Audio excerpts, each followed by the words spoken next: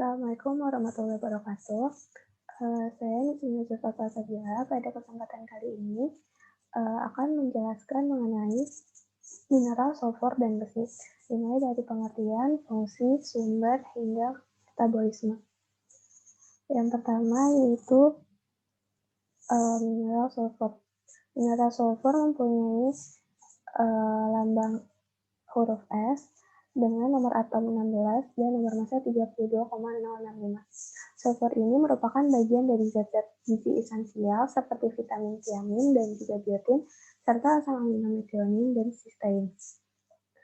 Sulfur ini pada tubuh terdapat pada tulang rawan kulit, rambut, kuku, dan juga organ lainnya yang banyak mengandung jaringan ikat yang bersifat kaku.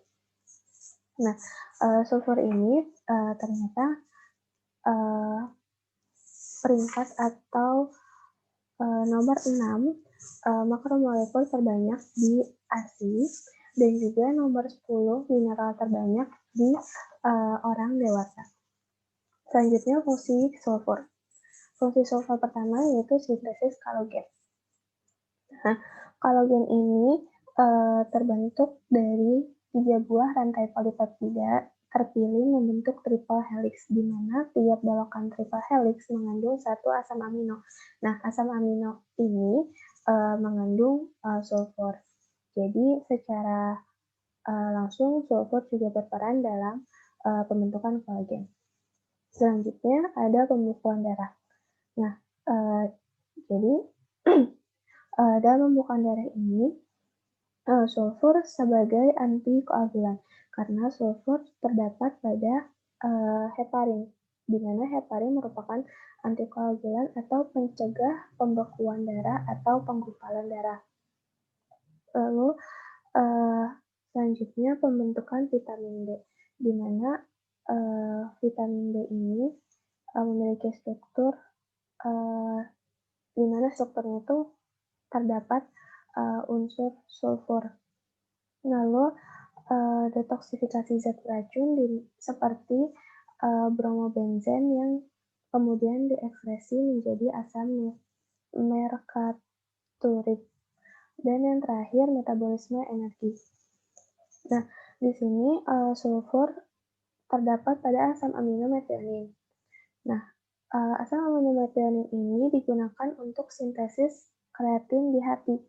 Nah, kreatin ini nantinya di otot akan difosforilasi menjadi fosfokreatin yang di mana fosfokreatin ini merupakan sumber energi yang penting di otot sektor. Selanjutnya ke sumber sulfur.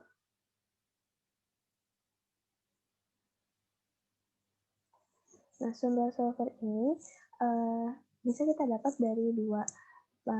Jadi dari dalam tubuh dan juga dari makanan. Jadi sulfur ini bisa sudah ada di dalam tubuh gitu. Nah, yang di dalam tubuh ini berasal dari asam-asam amino yang mengandung sulfur seperti sitan dan juga metionin. Nah, sedangkan sumber sulfur dari makanan bisa kita dapatkan dari daging sapi, daging ayam, seafood, susu, brokoli, bawang-bawangan, lalu telur, dan juga lobak. Nah, lalu sumber sulfur ini dibedakan menjadi dua, ada anorganik dan juga ada organik. Di mana sumber sulfur anorganik berasal dari senyawa-senyawa sulfat natrium, sulfat kalium, sulfat magnesium, dan lain-lainnya. Lalu, untuk sumber sulfur organik bisa didapat dari asam amino yang mengandung sulfur seperti asam amino, sistein, metionin, dan lain-lainnya. Lalu ada protein yang mengandung sulfur yaitu musin. Lalu asam mukosa sulfat, protein tulang rawan atau asam kondroitin sulfat, dan lain-lain. Lalu ada sulfolipid sulfatid yang hadir di jaringan saraf dan juga ada tiamin dan biotin yang merupakan anggota vitamin B kompleks. Selanjutnya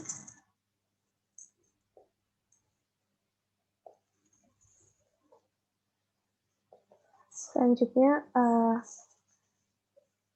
jika kita mengalami kekurangan sulfur dalam tubuh, biasanya kekurangan sulfur ini jarang terjadi, karena tadi ya sulfur itu bisa didapat juga dari dalam tubuh secara langsung. Nah, biasanya kalaupun kita kekurangan sulfur, itu juga dibarengi dengan kekurangan protein, karena sumber sulfur itu juga merupakan sumber protein. Jadi, sumber-sumber protein juga merupakan sumber sulfur.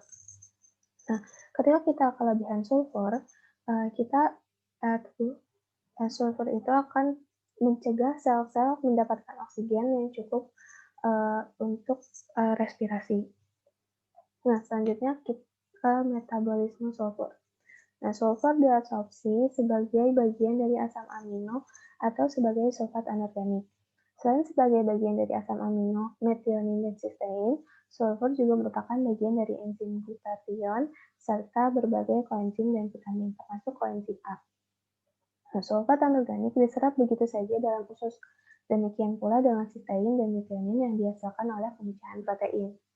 Sedikit sulfit juga terbentuk oleh bakteri usus, tetapi bila sulit diabsorpsi, maka sulfit tersebut terlebih dahulu dioksidasikan menjadi sulfat.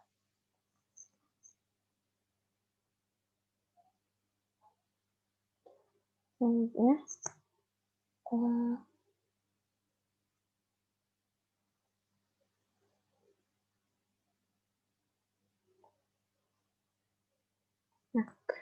dari sana sulfur diserap melalui darah portal ke hepar atau ke hati. Nah, dalam hepar ini terjadi perubahan. Ada dua macam perubahan, ada eksogen dan juga endogen. Untuk perubahan eksogen, sebagian sulfur organik itu tidak dioksidasi. Nah, sulfur organik yang tidak dioksidasi ini kemudian digunakan untuk membuat bahan-bahan yang mengandung sulfur, bahan-bahan atau senyawa yang mengandung sulfur seperti insulin, melanin, dan glutathione. Selebihnya diekskresikan melalui urin dalam bentuk netral sulfur. Netral sulfur ini berjumlah sekitar 4-6% dari total urin. Sulfur tetap dalam bentuk tak teroksidasi. Contohnya adalah asam amino yang mengandung sulfur, yaitu sistein, urochrome, tiosulfat, mercaptan, tiosinat, dan jejak asam taurokolik, asam oksiproteik, dan lain-lain. Nah, sulfur organik ini dalam darah berjumlah 2,2 sampai 4,5 mg per 100 ml sel darah dan 17 sampai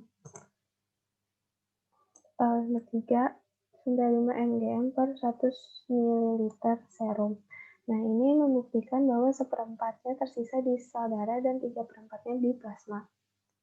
Nah, untuk yang kedua ada perubahan endogen, di mana sebagian dari sulfur organiknya dioksidasi di dalam hepar menjadi sulfat anorganik, dan ini akan bersama-sama dengan sulfat anorganik yang langsung diserap dari usus. Akan masuk ke dalam sistem sirkulasi dan ekskresi melalui urin.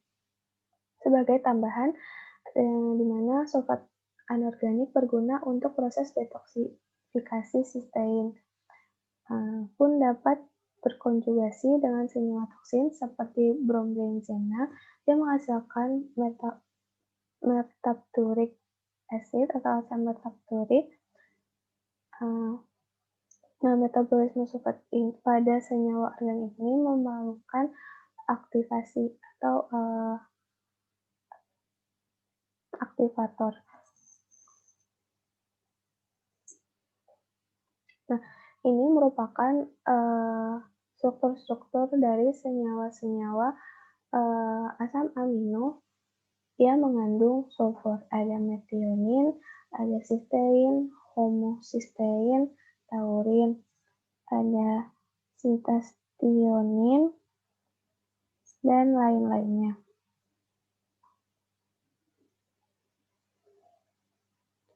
Selanjutnya, eee, bagan ini merupakan bagian, dari, metabolisme sulfur yang terjadi di dalam tubuh.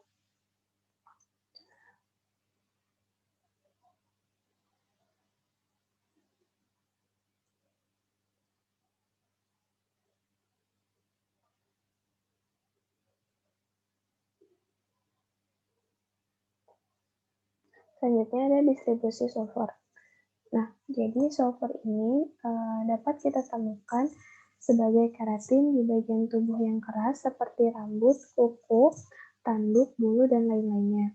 Lalu ada di tulang rawan, di berbagai glikoprotein seperti musin, di jaringan saraf seperti sulfolipid, di, di hampir semua sel dalam bentuk glutathione, lalu di enzim renin, di fase fosfatase, dan lain-lain yang mengandung garam, lalu hormon insulin, lalu pada heparin yang berperan dalam pencegah penggumpalan darah, dan juga pada beta merkaptoetilamin, penyusun koenzim A yang berasal dari asam amino yang mengandung sulfur.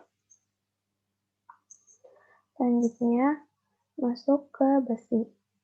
Nah, mineral besi ini merupakan mineral mikro terbanyak dalam tubuh, sebanyak 3-5 gram. Fungsi sulfur ini yang pertama sebagai alat angkut oksigen, lalu ada untuk sintesis hemoglobin, dan ada sebagai alat angkut elektron pada sel. Nah, besi ini dalam tubuh akan selalu berikatan dan tidak pernah dalam bentuk bebas. Karena ketika besi dalam bentuk bebas, maka sifatnya akan menjadi seperti radikal bebas yang akan merusak sel-sel dalam tubuh. Nah, besi dalam tubuh dapat berupa senyawa besi fungsional, atau besi yang membentuk senyawa, misalnya hemoglobin, mioglobin, dan juga enzim-enzim. Lalu ada berupa besi cadangan, atau jadi besi ini akan disimpan dan dipersiapkan bila masukan besi atau sumber besi berkurang. Misalnya ada ferritin, serum, dan hemosiderin. Dan yang terakhir, besi di dalam tubuh berupa besi transport. Besi yang berikatan dengan protein tertentu dalam fungsinya untuk mengangkut besi dari satu kompartemen ke kompartemen lainnya, seperti transferin.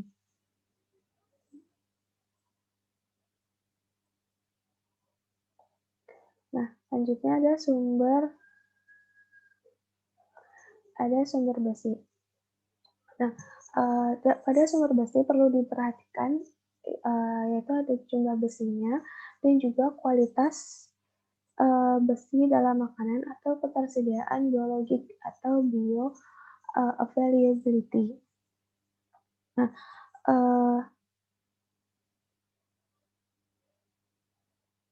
sumber besi sendiri dapat kita dapatkan dari makanan seperti dari ikan, dari ayam, dari buah-buahan seperti semangka, delima, lalu dari daging sapi, dari sayur-sayuran seperti bayam, tomat, lalu dari telur, dari serealia, dan juga dari kacang-kacangan.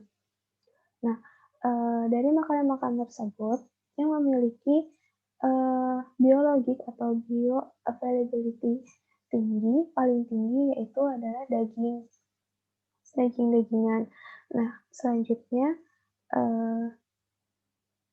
bioavailability yang lebih sedikit lagi yaitu ada serealia dan juga kacang-kacangan. Dan yang memiliki bioavailability paling sedikit yaitu sayur dan buah.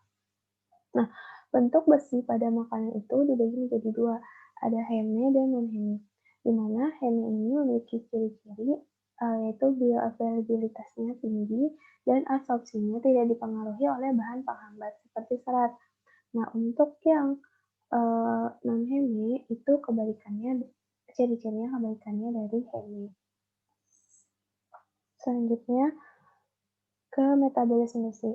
Jadi, untuk di metabolisme besi, absorpsi besi dibagi menjadi 3 fase. Yang pertama fase luminal, lalu fase mukosa, dan selanjutnya fase korporeal. Nah, untuk fase luminal ini merupakan proses besi dalam makanan yang kemudian diolah dan siap untuk diserap. Jadi, fase luminal ini adalah fase awal, fase penyiapan. Nah, di sini asam lambung melepaskan besi dari ikatannya dengan senyawa lain. Besi mengalami proses reduksi oleh bantuan enzim perireduktase yang mengubah Fe3+ menjadi Fe2+ yang siap untuk diserap.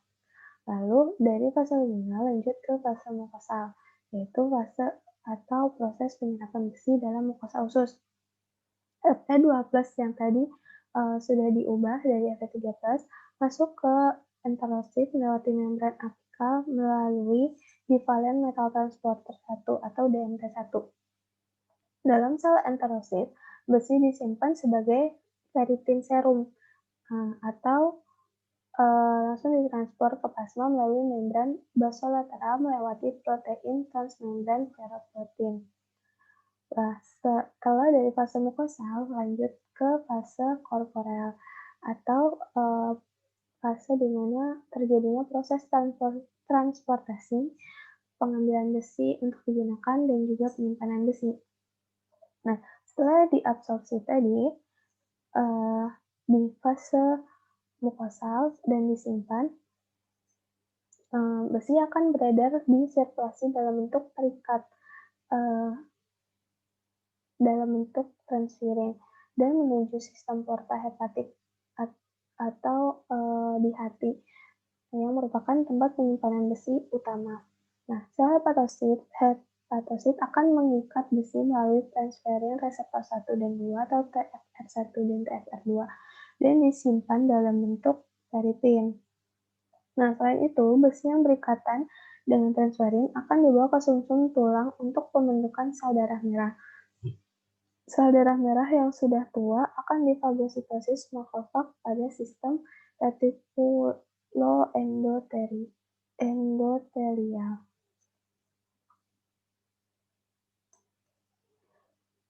Cukup sekian yang bisa saya sampaikan. Kurang lebihnya mohon dimaafkan. Wabillahi taufiq wal hidayah. Wassalamualaikum warahmatullahi wabarakatuh.